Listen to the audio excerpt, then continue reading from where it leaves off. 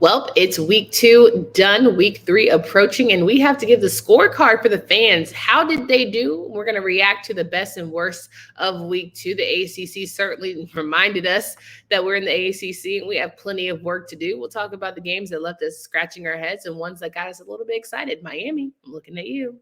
You are Locked On ACC, your daily podcast on the Atlantic Coast Conference. Part of the Locked On Podcast Network, your team every day.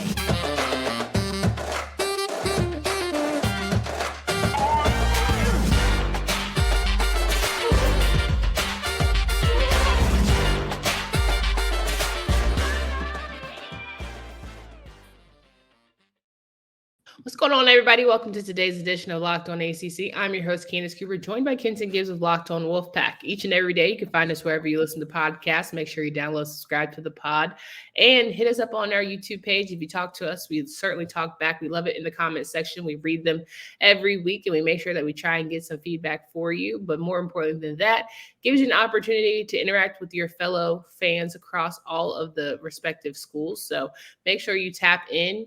This season is special because we're having a special fan scorecard. You guys are telling us who is going to win each and every week. So we have a weekly scorecard that we're going to have against me and Kenton. So if you're trying to get in on the community action, this is where you come to play. Kenton, how are you feeling? I feel great. I had a great weekend of predictions. I believe I beat the fans this week. No. Oh, I tied them? No. They won? Yeah. They only got one game wrong? Yeah. No way. Yeah. Hate it for you. You got a little over ego. That's okay. That's all right. We gonna run it through. But no, you didn't beat them. Wow. Never mind. I come to you all as humbly as I know how, saying that, my NFL team is undefeated and I can be excited about that. And that's about it. That's all I have in this world right now. So listen, that you see the jersey. That's all I got. Okay. I've been there. We don't know what it's like. Hello, Giants, but I've been there. This episode is brought to you by FanDuel Sportsbook, official sportsbook of Locked On. Make every moment more. Right now, new customers can bet $5 and get $200 in bonus bets guaranteed. Visit FanDuel.com/LockedOn to get started. So we're rocking and rolling through scorecards week 2. Can I just say, the ACC was a little bit stressful this weekend. It was extremely stressful. To go out in a week 1, we're on a high. We're beating SEC teams. Yes. We are, handling business. We have some great upsets, Clemson and Duke. And then we get to week 2, and it's as if everyone said, all right, we're really playing football now. It's not even cross-conference, issues. It's everywhere you turned. People were in dogfights that maybe they shouldn't have necessarily been in. And this is the exact reason why I hated that ESPN caption talking about the ACC struggled last week, because we didn't. And there was going to be a time, I knew there would come a time where we actually would struggle. Where as a conference, people could look at us and say, hey, not only did some teams that weren't supposed to lose, you also saw some teams not cover spreads against inferior opponents. 1,000%. And I think what's most frustrating is you definitely had some highs of highs and you had some difficult lows of lows and some head scratching losses to where you say to yourself, did you participate? Did you show up? Did you know that a game was happening and all the things? Did you pinch the other team, for Christ's sake? Did you fight back? Did you put your hands up? And certainly not. But there are teams that definitely get the head nod this week, and we'll go through the scorecard and all the fun things. And we'll kick off with Louisville, who faced Murray State this past weekend. Louisville, hey, they beat Georgia Tech. They beat Murray, and they're trying to tell us, Kenton, that we need to stop taking them not as seriously.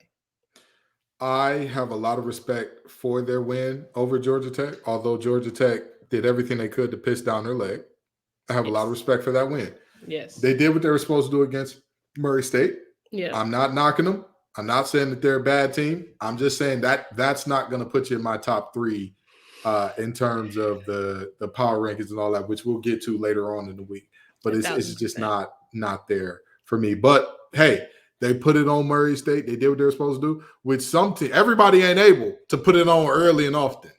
I'm looking at you, Clemson. everyone's not able to get a defensive shutout. Like we have seen it with our own too, that there is quite a struggle. But I will say it was nice to see Jack Plummer get some burn. It was nice to see, pretty much having your whole quarterback unit get a little bit of love and your receiving core with between Thrash, Jordan, Callaway, Gatewood, and the like.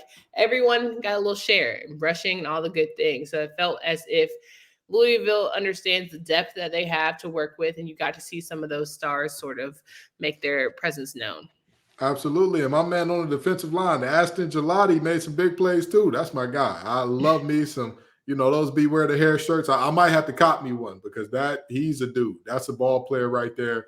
And I absolutely, it's a pleasure watching him play, honestly. And the fans picked Louisville. We picked Louisville. Yes, they did. Yeah, we're good to go here. Let's talk about Wake Forest. Wake Forest, a team that came in and obviously coming off the high, beating Elon, now facing off against a Vanderbilt team, an SEC school, if you will. And it was Wake Forest handling business, 36-20 in that victory. And me saying to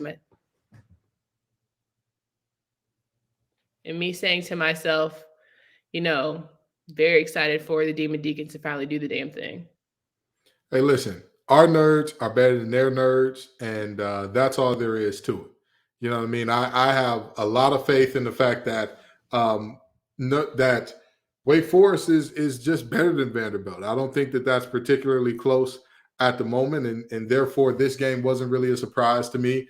I was not really too keen on talking about this game coming into it because I looked at it and I said to myself, hey, Wake Forest is the team that is ultimately is a team that's favored by double digits this week as well. So it's not too much of a surprise, not too much of anything that I'm, sitting up here looking at and saying, oh boy, I couldn't have seen that one coming. So, shout out to Wake Forest for doing their thing and getting it done. Absolutely. And I think that, in a team that needs to be excellent at all times and try their best to overcome some deficits, still need something from that defense and not giving up, unnecessary points. But it's exciting times for, Wake Forest to be on a roll, especially considering how people thought they were going to do this season. Yeah, for sure. For sure. And at the end of the day, that's still I don't want to say a super quality Vanderbilt team, but it's still a Power 5 team. You know what I mean? Like that big receiver that they got is one of their all-time leading receivers in program history with number 14. I can't remember his name right now, but he's a ball player. He's a dude. That's the problem with watching games the way I do, where you just watch the film. You learn all right, the body type and the number, but not the name, But anyway, he's a dude. They played a excellent ball game, and you got to give them their love because again, beating a Power 5 team, SEC team, where it just means more by double digits. Well, looks like it meant more to the ACC so far in this season, huh? Look like it did. And it's a tough go for the SEC right now, but we can talk about that at a later date. In the words of Elon Musk, I don't respect the SEC. I do not respect them. I just want to put that out there. And the fans picked Wake Forest. We picked Wake Forest. Yes, they did. We live to see another day. All right, let's talk about one that, got a little controversy. NC State, Notre Dame. NC State, listen here. What was the controversy? This is why I don't put my faith in you. I put my faith in them. I said, this is the upset coming. It's at home. It's Carter Finley. It's all the vibes. New game, high energy, high octane, all the words, all the buzzwords. So let me tell you something. Yeah. I know a lot of people don't like to believe and listen to the Gibbs householdisms that I bring to the different shows that I'm on. But I'm going to tell you what my mom always told me, okay? Mm-hmm. If somebody that's close to a person tell you to watch out for them, if somebody that's close to a person tell you they ain't about much, you need to be looking out because they have no reason to lie to you. I'm very close to that NC State program. And who did I pick in this game? Notre Dame. Listen, I thought it was going to be closer than it was, and it was close. Literally, it was a one-possession game in the fourth quarter.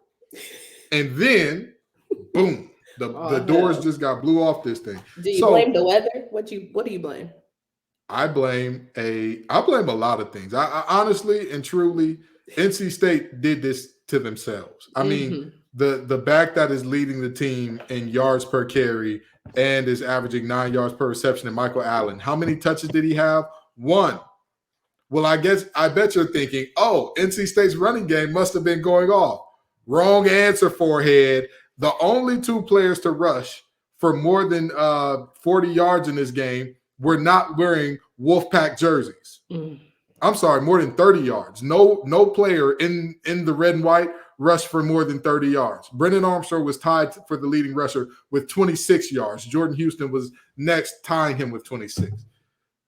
So between the drops, between the blown coverages, and Tony Gibson telling the defense on the sideline, you have to get a line.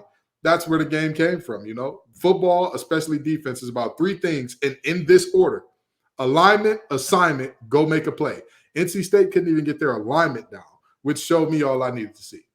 Yeah, it was tough go. I think offensively is where NC State struggled most. I think Brennan Armstrong certainly was one that we were very high on, or thought he would be a little more consistent. And, if you even compare him to like the Phil Jurkovec of transferring intercontinental, okay, it's like the fact that, I don't know, getting his offensive coordinator, he thought it'd be a nice little reunion, and he struggled at Virginia last season. So he said maybe he just needed fresh change, fresh eyes. You saw Sam Hartman transfer, right? And he's killing it. So he said maybe he just needed fresh air, fresh eyes.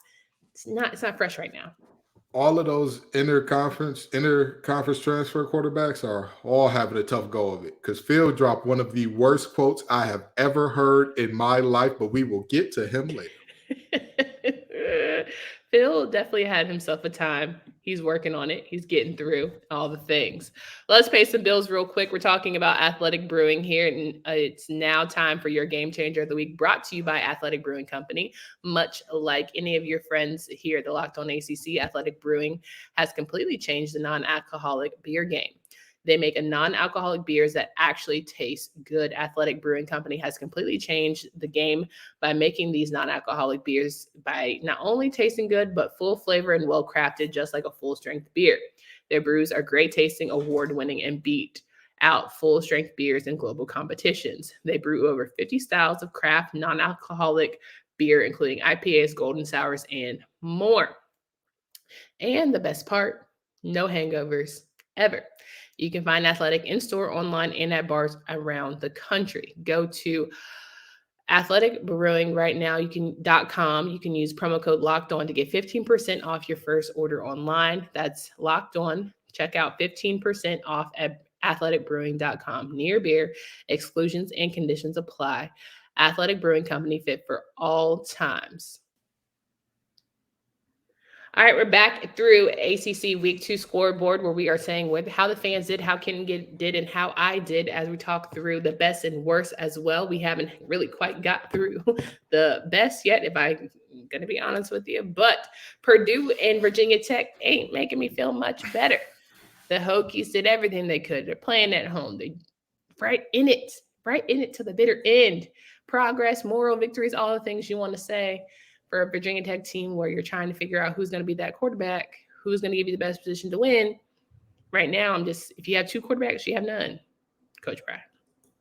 I am thoroughly disappointed in this team. Thoroughly disappointed. I mean, the fact of the matter is, you did what you had to do for the most part. Yeah. Defensively, in the second half, they held on for their lives. They were fighting and battling for their lives, and the offense gave them nothing. Yeah. Zilch, zip, nada. Come on. At some point in time, you have got to show up. You have got to do something for your defense at some point in time. Yeah. And for this team to sit there, Go ahead. I struggled to find the words, because for this team to do what they did, for this Virginia Tech team to be in a position to where your defense is saying, hey, all you got to do is give us something in the second half and we'll be all right. And instead, their drives go as follows: interception, punt, punt, punt, punt, turnover on downs. That's what you gave? Only one of those drives gaining more than 20 yards. I'm sorry, two. The one that was the turnover on downs at the end did too. Yeah. But that's it. Pitiful. And honestly, Kenton, that's not even the worst ACC game of the week. Well, Boston College, come to the front of the stage. Because you beating Holy Cross by 3 points. 31-28 victory. Where it was close enough. They honestly, the delay might have been in your favor because a blessing delayed is not a blessing denied. And the Lord gave you a victory that kept you, Jeff Hafley, with a job. Can I call him Jeffrey? I'm gonna call him Jeffrey. Jeffrey, brother, friend. Just resign. Resign so they can't fire you. But then he can't get his buyout. Oh, that's we true. need the severance. That's true. Leave with the he does need the severance. He does need the severance. That's and these aren't even this. I mean, can we call them the fighting Hafleys? The way we call them the fighting Satterfields, we sort of set him up. These are the lying Hafleys. They're lying down and accepting whatever comes their way from the rest of these teams. I thought the offensive line was supposed to be bad. You and I both. And apparently Emmett Morehead wasn't told that he wasn't going to be the starter. That is the part that I could not believe. I'm like, no, this can't be true. And then I go to AJ Black, our correspondent for Locked On Boston College page, and he's like, and the way this thing went down was sickening. And I'm like, what? First of all, why would it even be a problem or a hard thing to tell him? That would have been one of the easiest things to work. Hey, listen, buddy. Last week the offense looked how do I put this? Crazy. Weak sauce. Yeah, terrible. Your hat is looking nasty. Your hat is looking real funky in the lights. So we're deciding to go with Castellanos, and we know that generally when people name Castellanos make big plays, something goes bad in the world. But they already went down to the Titanic in that little perk 30. So we think it evens out. We think it evens out. We'll be okay. We'll be okay. And the reality is for that to not have happened, this is the easiest thing in the world to do. You're not looking at a fifth-year quarterback that's won a Heisman, won the conference or something like that. This is a second-year quarterback. This is a second-year quarterback that was only put in because Phil got hurt. And even then, he had his moments where he looked good, but this is not the type of guy that's like, oh, yeah, if anything goes on, he'd have to melt in practice, as Kyle Shanahan said, for him to not be the starter. That wasn't the case. So why wouldn't you just tell him? Listen, at the end of the day, you were replaceable, buddy. And I don't ever want you to think otherwise. You were definitely replaceable. Your job was not secure and safe. You were QB1-ish. Come on. In the words of one Beyonce knows, don't you ever for a second get to thinking you're irreplaceable. Okay? We, Mrs. Officer, okay? Don't you ever get too comfortable. That's what Lil Wayne said. And our baby face. Now, as if we could get better. I'm trying. I'm scratching for a best, but we're not quite there yet. Virginia, come to the front. Come to the front. Come to the front. Come to the front. Because on the recognition, the game where you're going to honor the 3 players who passed away. It's a lot of emotion. First home game. Everyone's trying to be in there. Everyone is in their fields. A lot of tears, all the dedication, all the things. Beautiful, sad. It's very touching. This is when I say I'm glad these 2 games are over, and hopefully we can dial in and just play ball. Because every time they play, it has to be a testament to something. They wear the number of the guy, and it's his friend, and he went to high school. I'm ready for us maybe to lock in on football so these guys can lock in on football. I would hope that they're locking in on football. Tony, I don't know if Tony was a choice. I don't know if Tony was a choice, and I like Tony. With all due respect, you are obligated. You're there to play football. Yeah. That's the reality. And I know that this sounds harsh.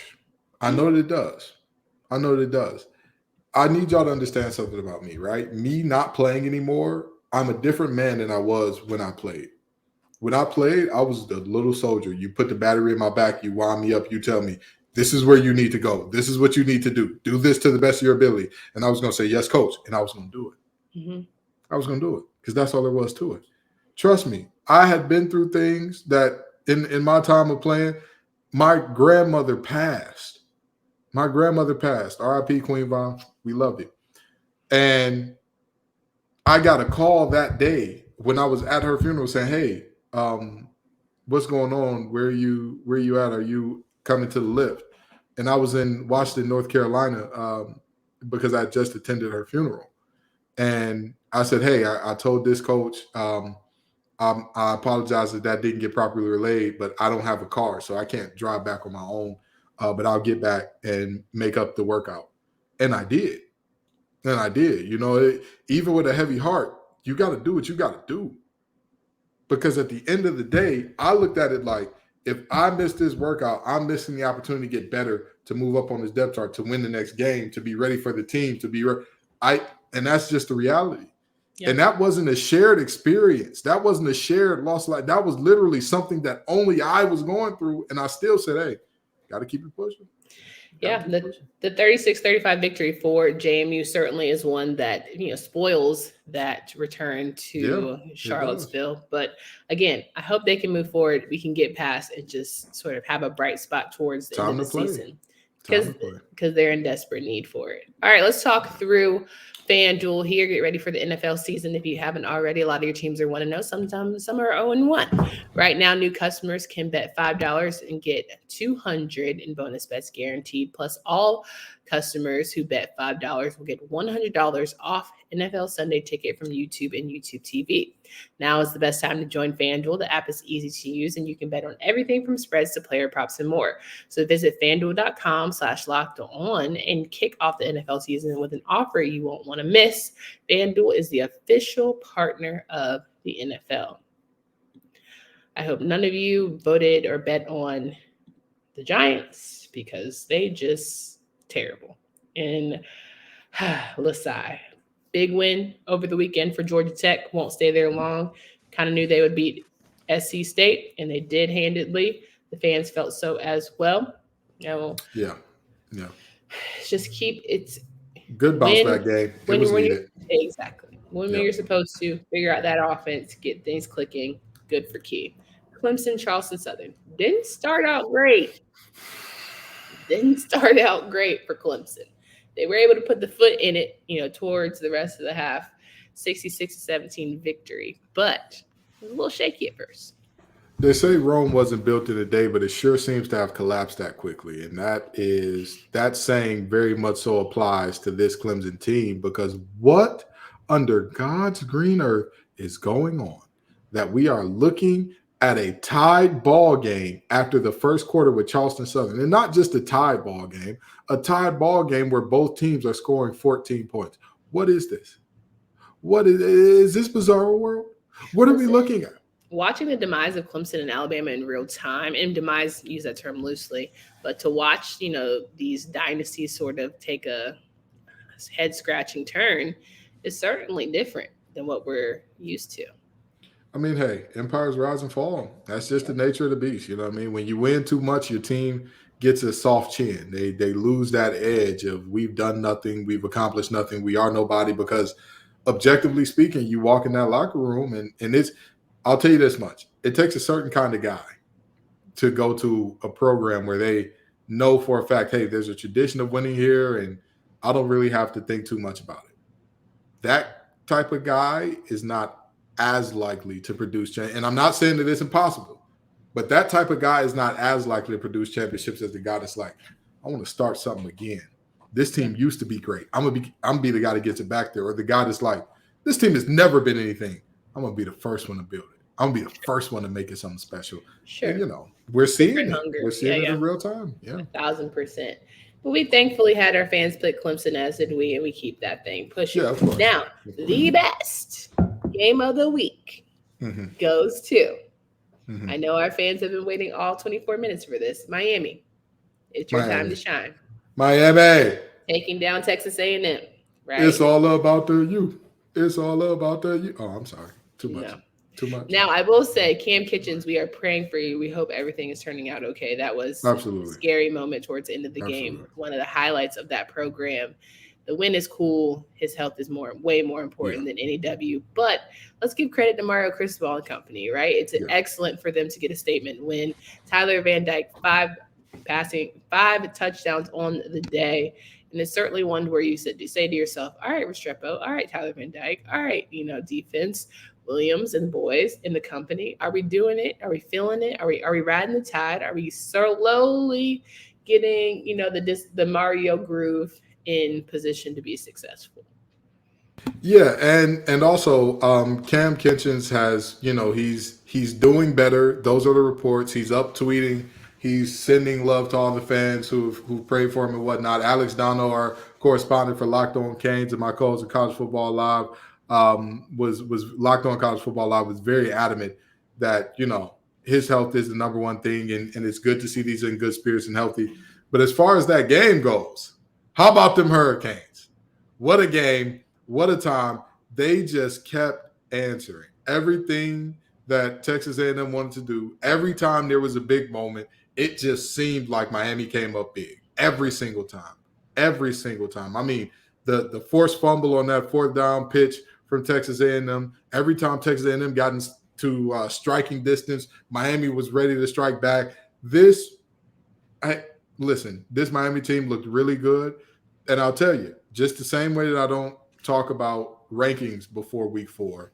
I also don't like to make very solid, hey, bet your house on this thing happening predictions before week 4. But what I will say is this: if things hold as they are, Miami right now looks like a very good candidate to be up in that ACC championship game.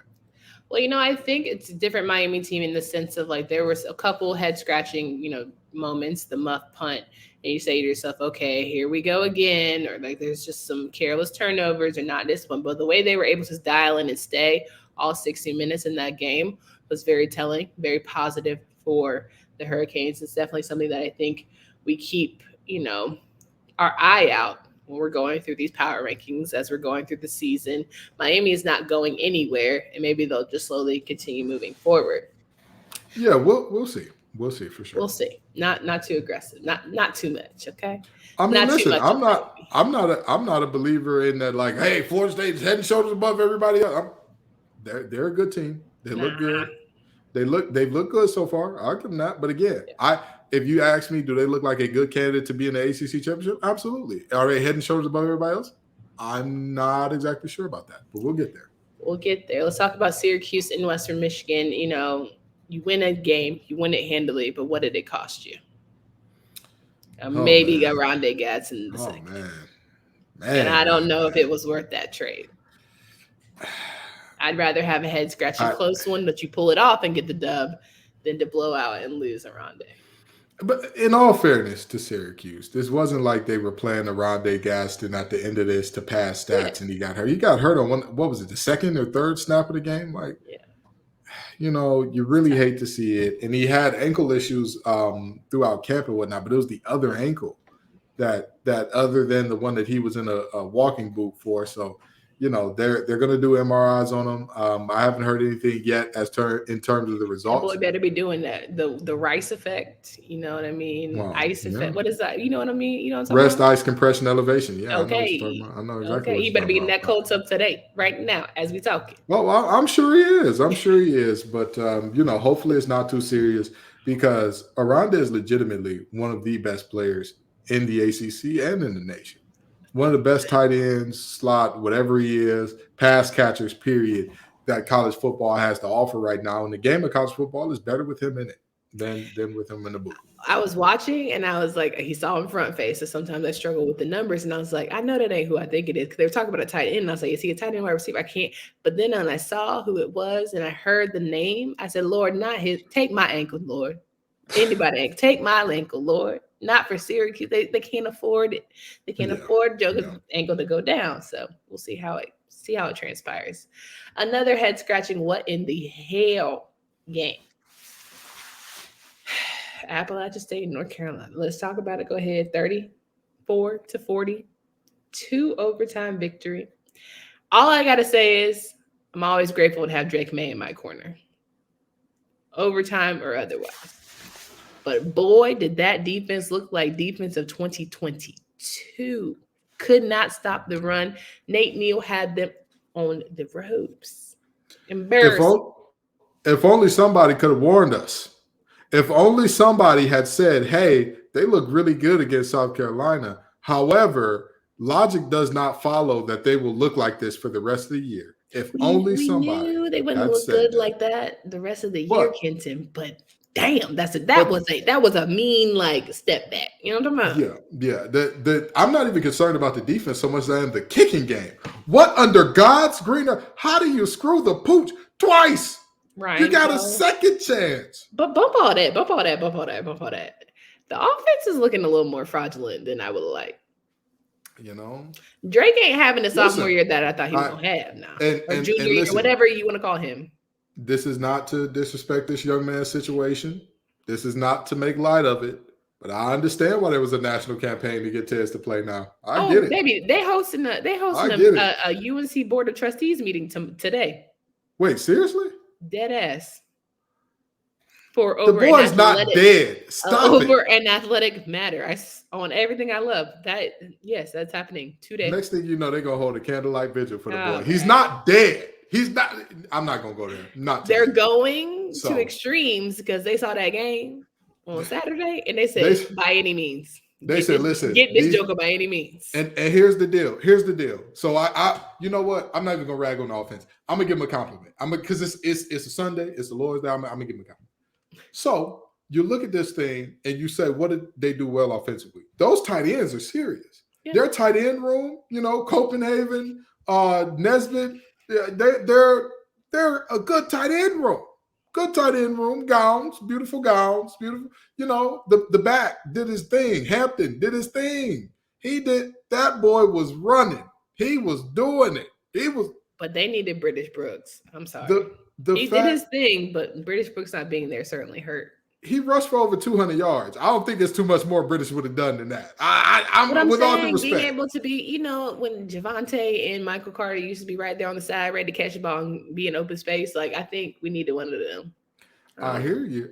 Listen, I feel you knocking, nephew. I feel you knocking. So they're missing the little slot receiver. What's his name? They're missing any receiver. Okay. Any pass catcher that does not line up in the H-back position, that does not line up attached to the offensive line, they're missing anybody that can do that. I mean, boy, they out there running those routes like Drake did in the Laugh Now, Cry Later music video. And you know what? And on that note, listen, one across the street, Duke Blue Devils figured out how to win and win good against the team at Lafayette 42-7 victory for the Blue Devils. Rolling, being a top 25 team, that it wasn't a fluke when they beat Clemson. They're ready to roll, and good for them. Yeah, absolutely. I look at this and I say, Duke did what they were supposed to do. Yep. They did what they were supposed to do. Honestly and truly, there are so many games where we just roll through them because they did what they were supposed to do. But credit to y'all, because these teams, for whatever reason, in 2023, looking at a lot of ACC teams right now, standing on business is real hard, huh? It's real difficult. Well, speaking of standing on business, you bring a quarterback that you think is the key piece to missing from your program after having a year of Keaton Slovis. And you say to yourself, this is just the one piece that's going to turn everything around. So you bring a guy like Phil Jurkovec to your program. And yet, Cincinnati, by way of Mr. Satterfield, head coach Scott Satterfield, beats the Panthers 27-21. Yeah. Okay? Yeah. At Pitt. Yeah. And it wasn't because, Cincinnati did something incredible. That defense just had their way with Phil Jurkovec, who was trying to he was team too much to me. He was trying to play hero ball a little bit. So, and here's the deal. Okay? Because I got on Brennan Armstrong earlier because he was throwing in the double coverage. He was standing down receiver. Let me tell you something. If I ever find a woman who look at me the way that Brennan Armstrong does his primary receiver, baby, wedding bells in my future immediately. Now, with that being said, let me read off the list of the worst QBRs in the conference from this last Saturday, okay? Thomas Castellanos of Boston College, Grant Wells of Virginia Tech, Brennan Armstrong of NC State, and number 10, Phil Jurkovec of Pitt. Now, here's my problem with Phil Jurkovec, because I believed in you, and you made a fool of me. But before you made a fool of me, I warned everybody about your body language last year. Did I not, Candace? You did. Did I not say the team don't look like they rock with him and he don't look like he rock with them? There's a problem going on. His body language is terrible when they're losing. I did not expect them to be losing this early. So I didn't expect to see pouty Phil at the, you know, the this point in the season. And yet week 2. It's not even this point in the season. It's week 2. And when he was asked about the booing by the fans, he said, and I quote, so Mr. Locke, don't get me about the paint for this. If you're a grown ass man at the game and booing, you need to go back and look at yourself. Phil, you're 23. You in your 50. You a grown ass man. What are you, brother? Also, you've heard booing before, Tits. Like, let's not do that. And why wouldn't they boo? These are, see, and this is the thing that I don't understand about some athletes. You know, this goes back for me to Chris Bosh when the Heat were playing the Spurs in the finals, and the Miami fans were falling out before Ray Allen hit the shot. And he said, well, if y'all left, don't come back. Brother, shut up. Fan is short for fanatic. These fanatics are the reason you get paid as much as you do. Yeah. Your job is to play well and make them happy. Were y'all playing well? No. So were they supposed to be happy? No. Right. Phil, same principle, brother. You played like complete hot dookie water. You were terrible. Like, what are we doing here? Yeah, I could understand if you were just lighting it up and you know they were just hating on you for no 10 of 32. Jesus Christ. 10 of 32. My brother in Christ. Why wouldn't they boo you? Yeah. Why wouldn't they? Why wouldn't 1,000%. They? I think it's one of those where you go back to the drawing board. He's going to want that game back because it was a winnable game, especially with how competitive this ACC is going to be this season. Pitt's going to find themselves just 1 or 2 short, and by way of, again, wanting these type of games back. Yeah. Let's end with a positive. Florida State marching on, winning handedly, winning convincingly, 66-13 against Southern Miss. Frank Gore Jr. didn't have quite enough. That team was all over the place, but I will say it was just nice to see a very high-flying, charismatic, all over the field defense from the Seminoles, and of course, continuing the positive waves of what they did in week 1. Yeah, and you know, for all the people who came down on me saying, "Oh, Jordan Travis was so great, and you just don't know." And okay, all right. Well, you know, he played a good enough game. Man, I'm not going to disrespect the man. He played a good enough game. This team looks phenomenal right now. This team looks phenomenal. They stood on business. I'll give Jordan Travis his love. I get his team they love. Keon Coleman, brother, stop it. Stop. Those boys got families. Those boys on that other side of the ball, Mr. Coleman, I ain't going to call you Keon. You deserve Mr. Coleman. Mr. Coleman, when you jumped over that young man, embarrassing. Why? My biggest thing is, have the Seminoles been tested yet? I mean, no, but that's not their fault. LSU folded. LSU did test them early, you know, but you know that it's a Brian Kelly coach team. You know what? Pressure makes diamonds and also bust pipes, and I feel that. But at the end of the day, who's going to apply pressure to Florida State out of their schedule that's remaining? Who are you looking at that you're like, oh man, you know this team here? Well, if Miami figures it out, I don't know. I mean, let's look at their remaining schedule, shall we?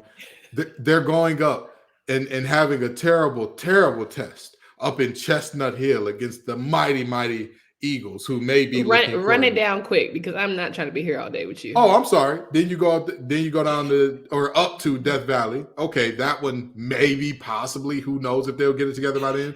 And then you've got Virginia Tech, and then Syracuse. Duke is the only team on their schedule besides Miami that I'm looking at and saying, hey, they could give you something. Other than that, you got Wake Forest, Pitt, North Alabama, and a Florida team that, you know, hey, Billy Nicker says scared money don't make no money. Well, apparently your buyout is not scared money because it's about to make you a lot of money, brother. But, you know, that's neither here nor there. 100%. Let's end this with a fan scoreboard. Fans currently have 22-4 after week 2.